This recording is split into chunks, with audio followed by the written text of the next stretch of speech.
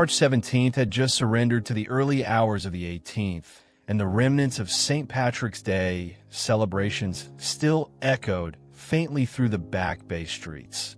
Distant whoops, the clink of bottles, a siren whining through Beacon Hill.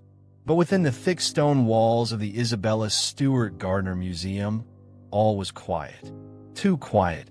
Rick Abath sat slouched behind the museum's aging security desk, lit only by the dim glow of green monitor lights and an overhead bulb that flickered with a nervous hum.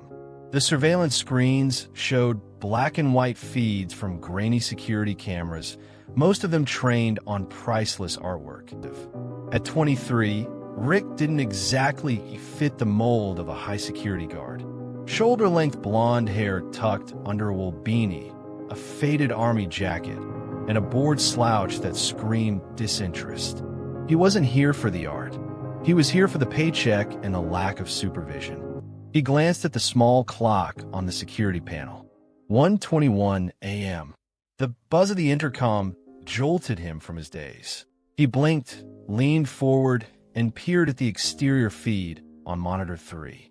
Two uniformed Boston police officers stood outside the Palace Road entrance, framed in the dull amber glow of the street lamp.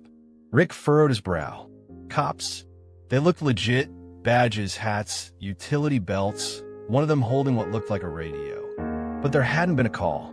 No alarms. No radio chatter. And they hadn't phoned ahead. He pressed the intercom button. "Can I help you, officers?" The taller of the two stepped closer to the speaker. "Evening. We got a report of a disturbance inside. You boys see or hear anything unusual tonight?" Rick glanced at the monitors again. Everything looked normal. The only movement was Randy wandering past the blue room, scratching his neck. "We didn't get any alerts," Rick said.